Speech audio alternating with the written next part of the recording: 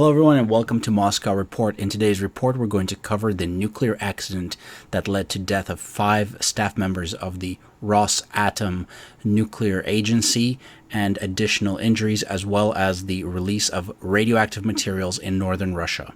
The incident occurred sometime after August 8th at 11:50 a.m. The event must have occurred sometime before this, as by this time, the nuclear detection equipment located at the nearby city of Severodvinsk reported an increase 4 to 6-fold of a radiation background compared to normal. The city of Severodvinsk and city of Arkhangelsk are approximately 1,200 kilometers north of Moscow and about 600 kilometers east of the Russian-Norwegian border, and are home to the northern fleet of the Russian Federation. At this location, many of the former Soviet submarines, nuclear and non-nuclear, as well as many of the nuclear ballistic missiles were developed and tested. Since the fall of Soviet Union, Severodvinsk remained a major location for construction and maintenance of naval vessels for the Russian Navy and development of many weapons that are used on those ships. The nuclear incident itself occurred about 30 kilometers east of Severodvinsk at a secret facility known as Nenoksa.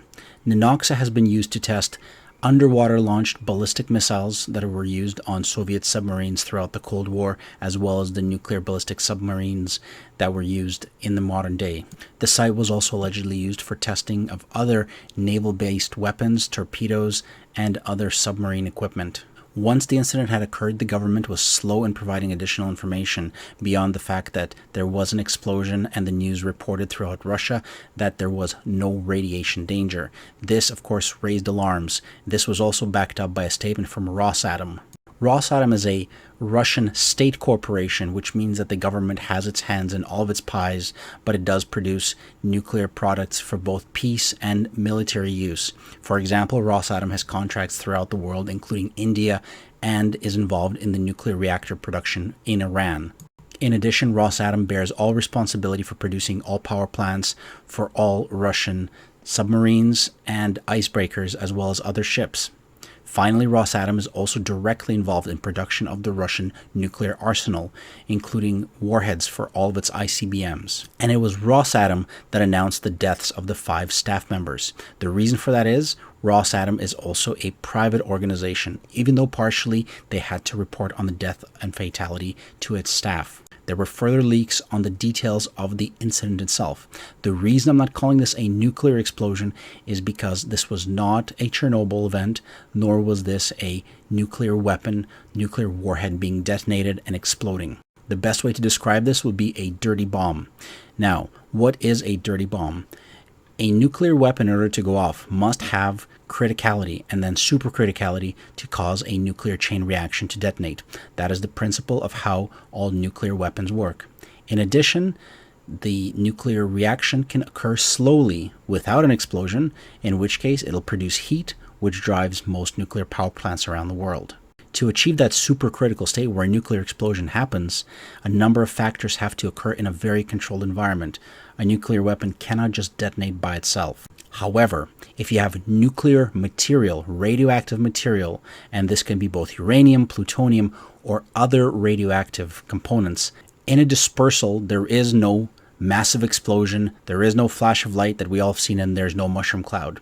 In a dirty bomb scenario, what will occur is that a explosive device will disperse radioactive material. Almost think of it like dispersing poison gas, except in this case, it's radioactive particles.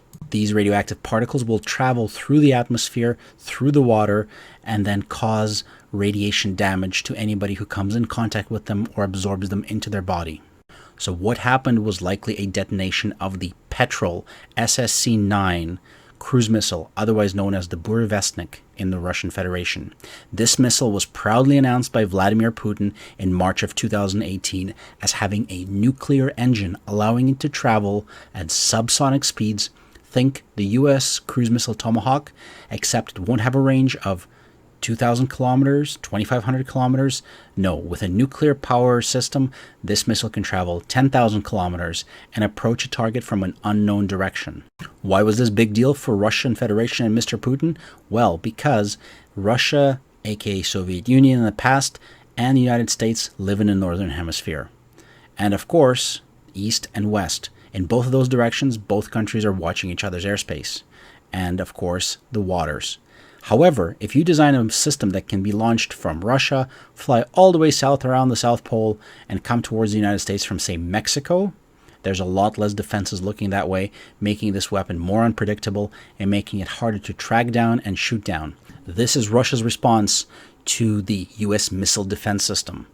If the U.S. missile defense system surrounds Russia on the east, on the north, and the west, they can launch a missile, fly south, over Africa, over South America, and back up towards the United States. That is the idea of Vladimir Putin and the Russian defense doctrine. Instead of making things faster, why not go the other way around? Come from the side that is less protected.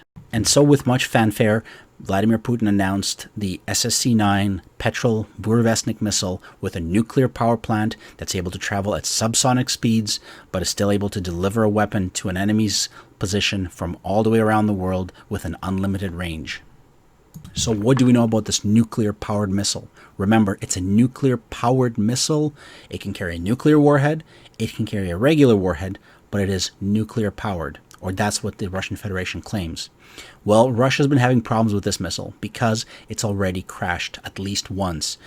In mid-2018, July and August, there were reports that Russian Federation had lost one of its prototypes in the North Sea, launched from the very same area where this nuclear explosion had occurred.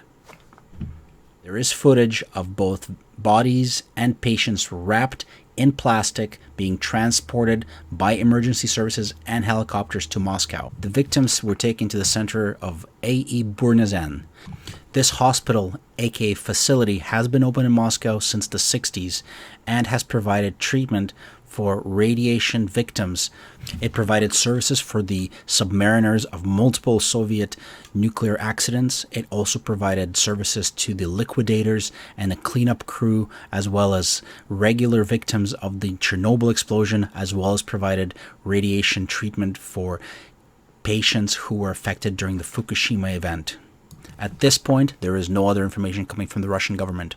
As a matter of fact, the city of Arkhangelsk and the city of Severodvinsk removed from their municipal pages the announcement of the radiation event itself.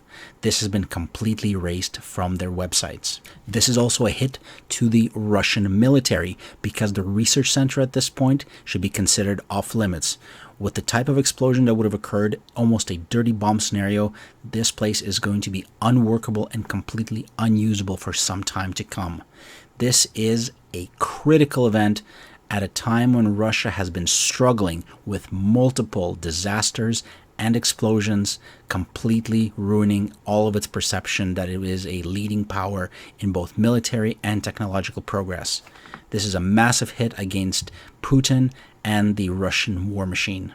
At this point, we will have to count on the Norwegian or other governments nearby or independent validation as to the amount of radiation that was released. The radiation levels appeared to have dropped after the incident. However, this could just be a cover-up from the Russian government, who announced the incident on the news in a very short statement saying that there was an explosion but there was no radiation danger.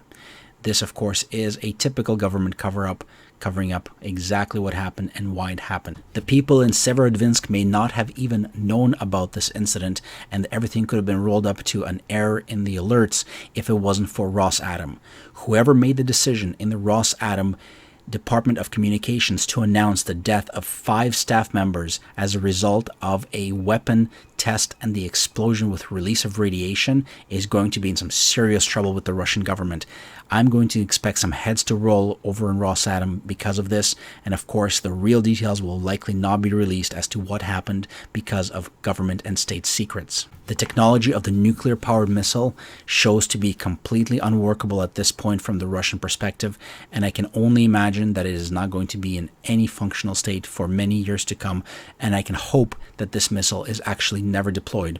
The reason for that is, from the way it is designed, it is carrying a nuclear core. I have been gathering details on the type of the nuclear propulsion system that this cruise missile will be using, and the next video will include that information as well as a breakdown. So make sure you like this video, subscribe to the channel, leave some comments of what you'd like to see next, and the channel is back.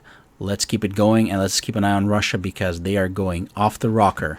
This is Moscow Report, signing off.